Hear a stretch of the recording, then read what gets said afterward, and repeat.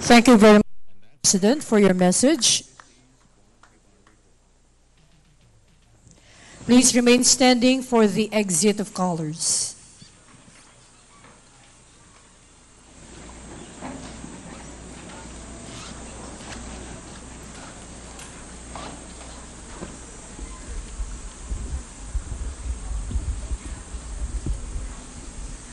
Natunghayan po natin ang naging talumpati ng Pangulong Benigno S. Aquino III sa ika-71 anibersaryo ng Araw ng Kagitingan na kasalukuyan pong ginaganap dito sa Dambana ng Kagitingan sa Mount Samat sa Pilar, Bataan. Sa kanyang talumpati, pinagpugayan ng Pangulo ang mga World War II veterans sa kanilang naging sakripisyo at ipinakitang katapangan sa pagtatanggol sa ating bansa. Sinabi rin ng Pangulo na hindi dapat kalimutan itong mga leksyon na itinuro sa atin ng nakaraan, lessons of history.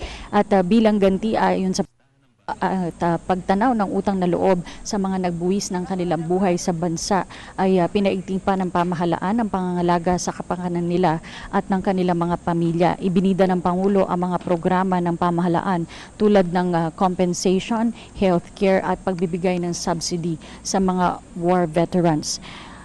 Sinabi rin ng Pangulo o nabanggit din ng Pangulo ang kahalagahan ng matibay na kooperasyon, ugnayan at pakikipagsalamuha sa iba pang mga kalapit bansa at anyay maganda nga na ang dating mga naging magkakaaway noong World War II ay ngayon ay magkakaalyado na.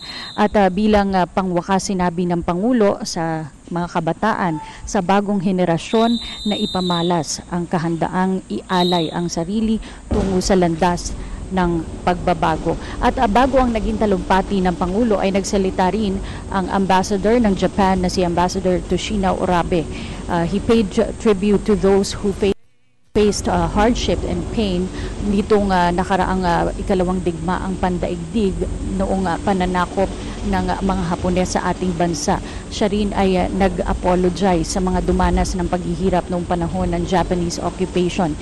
At nagagalak ang ambassador ng Japan sa pagpapatibay pa ng pagsasamahan ng dati nga ay mga magkakaaway noong World War II, ang bansang Estados Unidos at ang ating bansa. Ganito rin ang naging laman at sentro ng mensahe ni US Ambassador Harry Thomas at sinabi nga niya na pinaiigting pa ang kooperasyon sa pagitan ng bansang Japan at ng Pilipinas.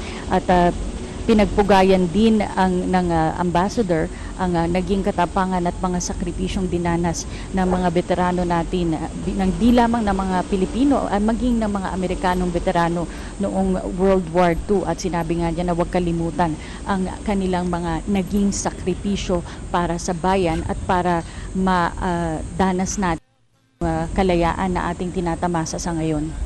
Kathy, nakita natin kanina na lumabas yung mga bandila ng iba't ibang unit ng guerrilla at sundalo na lumaban noong panahon ng World War II. Dala-dala ito ng mga Rayadillo Honor Guards na nakasuot ng mga uniforme noong 1898 revolutionaries. No? So, yan yung makikita natin ngayon na lumalabas. So, tapos na po yung programa at lalabas po ang ating Pangulo. Pasalamatan ng ating mahal na Pangulong Benigno S. Aquino III. Mabuhay ang ating mga veterano.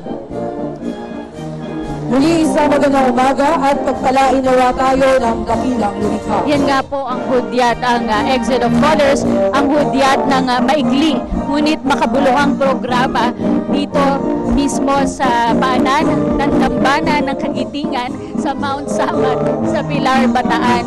Isang mahalagang okasyon siya itong nagaganap dito tuwing tamo.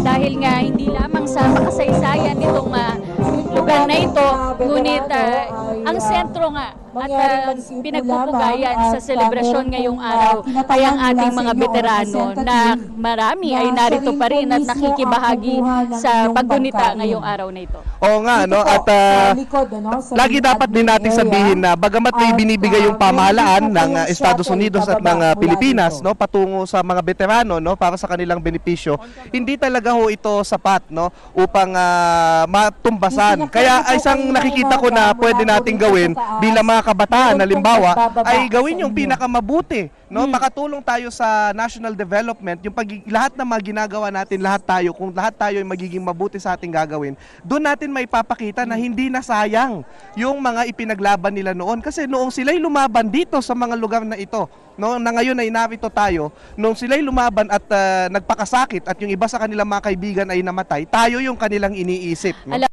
Itong nabanggit ng Pangulo sa kanyang speech, itong bilang pagtanaw ng utang na loob. Tayo Tama. mga Pilipino, nasa sa ating kultura ang pagtanaw ng utang na loob. And for all the sacrifices that they have made for our country and for the freedom that we are experiencing right now, ito lang yung maliit na maibibigay natin. At hindi lang ngayon, gaya nga na nabanggit mo, bilang pagtanaw din ng utang na loob sa ating mga veterano na nakipaglaban para sa ating kalayaan, ay dapat din mahalin natin ang ating tinatamasang kalayaan, mahalin natin ang ating bayan.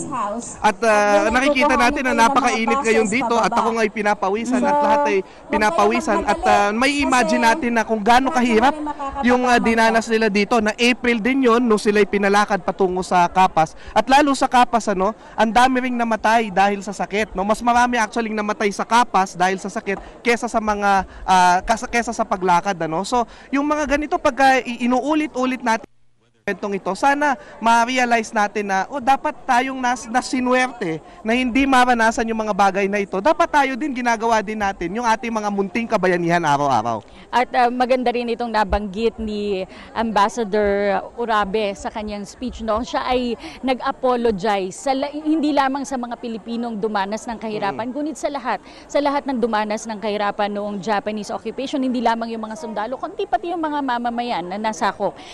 Sinabi nga niya na taus-puso niyang ine-extend yung kanilang apology dun sa mga nagawa ng hindi maganda noong panahon ng Japanese occupation. Kahanga-hanga yung ginagawa ng mga Japanese ambassadors na personally sila ay nagpapaumanhin, ngunit kailangan din nating tandaan na hindi pa ho tapos yung laban upang opisyal na kilalanin ng gobyernong Hapones yung mga atrocities na nangyari sa pamamagitan ng pagpapaumanhin ng mga mismong matataas na opisyalis doon. Ngunit at yung compensation. At ngunit at nakikita natin na kumbaga iba na yung panahon nung 1942 at ngayong 2013 meron ng pagkakataon upang makipagtulungan.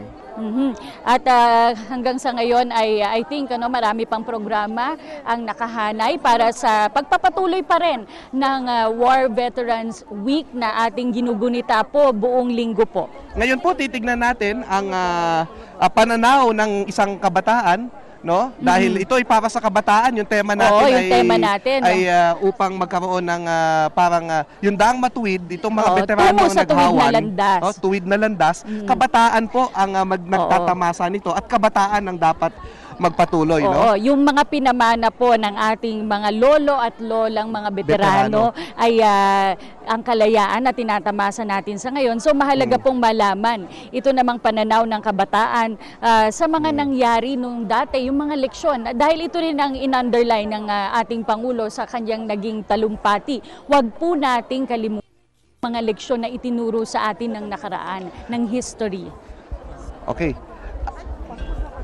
Pinagmamalaki ko na isa sa mga nanalo dun sa tinatawag na oratorical contest para sa kolehiyo, Western Mindanao State University, binisita ko lang yun, ay kaibigan o kapatid ng aking best friend, si Amina Kunting, Western Mindanao State University. Si Amina kanina yung nagsasalita nung pumasok tayo para sa ating live coverage. Yes. At ang nakakatuwa, isa siyang Muslim, na nagpapakita na ang mga Muslim ay may bahagi sa World War II. Ano yung inspirasyon mo doon sa ginawa mong talumpati na nagwagi? Ano yung pinaka-mensahe nito? Ang mensahe po nito na yung kabataan ay dapat hindi natin makalimutan yung nakaraan dahil yung nakaraan dapat yun yung nagsisiping inspirasyon natin para sa hinaharap. Amina, kanina rin may nabanggit ka na wag din nating kalimutan itong ating mga kapatid na Moro na nakisali rin sa pakikipaglaban para sa ating tinatamasang kalayaan. Yes po, meron po ganun dahil talaga po sinabi ko po na the Philippine history will never be complete without touching the annals of the Muslim veterans. we played a very big part po. Ano ang maaaring mensahe mo para sa mga veterano? No? Paano mo tinutumbasan sa araw-araw Oo. yung kanilang mga naging sakripisyo, especially Bilang, the Muslim guerrillas nung World War II? At yung mga kabataan din, ganun pa rin ba talaga kayo ka-aware dun sa mga ginawa ng ating mga veteranong lolo at lola? Sadly po, hindi po tayo ganito ka-aware, kaya po nangyayari yung mga National Orator Contest para po maalala natin ang VFP. And para po sa sagutin ng inyong tanong, ang pinaka-magandang paraan ay, tulad po sinabi ni Director Lina, GGG, get good grades. Kasi good grades will lead you to the future and it's the fight that you have to fight for our veterans. Mhm. And last question na lang, bilang isang kabataan na Muslim, ano ang tuwid na daan para sa iyo? Ang tuwid na daan po ay kung saan nandun yung panaginip nyo po and yung dreams nyo. Tulad po sa akin, to educate the young Mindanaoans and make them pillars of their generation. Kaya po, dun po yung tuwid na daan. Okay, maraming salamat sa iyo. Mabuhay ka, Amina. Salamat. Maganda yun, ano?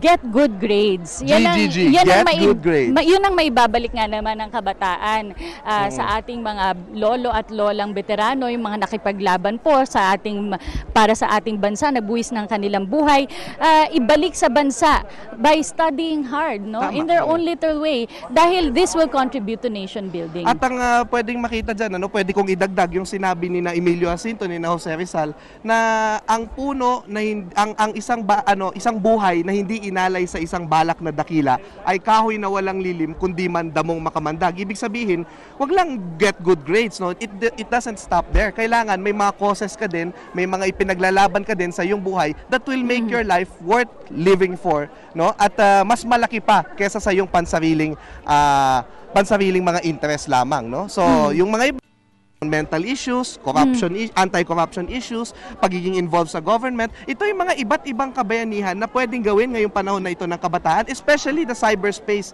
ay napakalaking pagkakataon na sa kabataan na makilahok sa mga issue na ito. At bilang pangwakas nga, lagi natin sinasabi yan, ano? Lahat po tayo pwedeng maging bayani. Tuwing araw ni Rizal, tuwing araw ng mga bayani, ito yung paulit-ulit nating sinasabi. Pero bago po kami magpaalam ng aking kasamang si Xiao, pasasalamatan lang po namin ang National Historical Commission of the Philippines, ang Philippine Veterans Affairs Office, ang Veterans Federation of the Philippines, syempre po ang Telebisyon ng Bayan at ang Radio TV Malacanang. Siguro ang huling mensahe ko na lang, Kathy, kailangan nating tandaan na ang galing-galing ng lahing Pilipino, hindi po tayo tulunan, we won the war at tayo'y mananalo lagi sa ating mga ginagawa at sa ating mga iniisip. No? Kung yan ang ating iisipin, magaling ang Pilipino, tayo ay may dugong.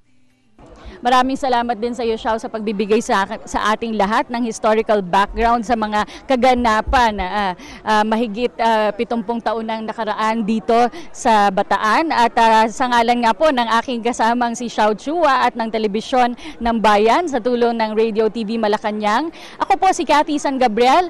Mahiligayang araw ng kagitingan at mabuhay Pilipinas. Mabuhay, kabayani!